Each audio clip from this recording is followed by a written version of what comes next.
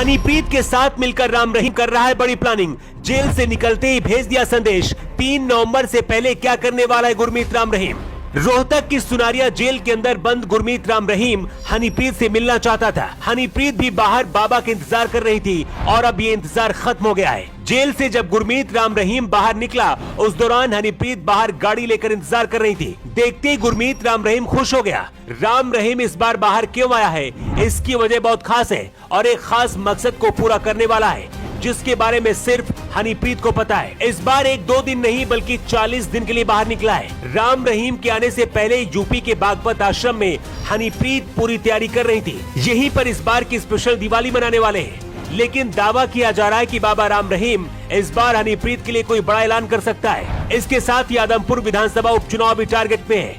Jail से निकलने के कुछ घंटे बाद ही राम रहीम ने अपने सभी भक्तों को एकजुट होने के लिए संदेश भेज दिया है, जिसमें उसने बताया है कि आखिर वो क्या चाहता है। राम रहीम के अब अपने परिवार से दूरियां काफी बढ़ चुकी हैं। मुंहबोली बेटी हनीप्रीत धीरे धीरे डेरे की सर्वोसर्वा बनती जा रही है। इसका अंदाजा आप इस बात से लगा सकते हैं कि राम रहीम ने अपनी फैमिली आईडी में हनीप्रीत का नाम दर्ज कराया है। पिछली बार यूपी के बागपत आश्रम में रहने के दौरान बनी आईडी में हनीप्रीत को राम रहीम की मुख्य शिष्या और धर्म की बेटी बताया गया था। इसमें राम रहीम ने अपनी पत्नी हरजीत कौर और मां नसीब कौर का नाम दर्ज नहीं कराया था। आदमपुर उपचुनाव और पंचायत चुनाव से पहले डेरा सच्चा सौदा प्रमुख राम रहीम का जेल से बाहर निकलना सिर्फ इत्तेफाक नहीं बल्कि सोची समझी प्लानिंग हो सकती है। सुनारिया जेल से निकलकर उत्तर प्रदेश के बागपत आश्रम पहुंच गया है। यहां पहुंचकर राम रहीम 2 मिनट 15 सेकेंड के लिए वीडियो संदेश जारी किया है। इस वीडियो में राम रहीम ने इशारों में चुनावी संकेत दिया है। राम रहीम ने कहा कि जैसा आपको बोला था वैसे मानते रहना, जैसे भी आपको जिम्मेदार लोग बताएं वैसा ही करना है, मनमर्जी नहीं करनी है। इस बार राम रहीम जेल से बाहर रहकर पहली बार दिवाली मनाएगा।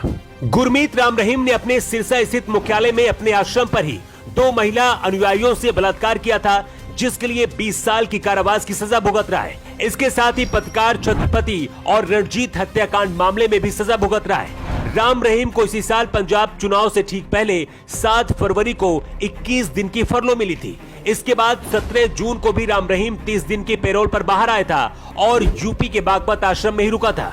तब यहाँ पर राम रहीम ने सत्संग भी शुरू कर दिया था। अपने प्रेमियों को राम रहीम सोशल मीडिया पर लाइव आकर उनके सवालों के जवाब देता था। राम रहीम का जेल से बाहर आना और अपने अनुयायियों को संदेश देना सियासी लिहाज से इसलिए भी अहम है क्योंकि आदमपुर विधानसभा उपचुनाव की तारीख नजदीक है। आदमपुर में 3 नवंबर को उपचुनाव होने हैं। इससे पहले डेरा प्रमुख राम रहीम को जून में 1 महीने की पैरोल पर रिहा किया गया था और फरवरी में भी 21 दिन के लिए बाहर निकाला गया था। दावा किया जा रहा है कि आदमपुर विधानसभा उपचुनाव में अपने खास कैंडिडेट को राम रहीम जितवाना चाहता है। इसके साथ ही डेरा की कमान हनीप्रीत को भी सौंप सकता है। इस वक्त राम रहीम बागपत आश्रम में है और यहीं से सत्संग भी कर सकता है। वैसे राम रहीम की रिहाई को लेकर आप क्या कहना है? क्या आपको भी लगता है कि राम रहीम को बार बार जेल से बाहर निकालना सही है? आप अपना जवाब कमेंट बॉक्स पर लिखकर जरूर बताएं। न्यू टाइम्स के लिए ब्यूरो रिपोर्ट।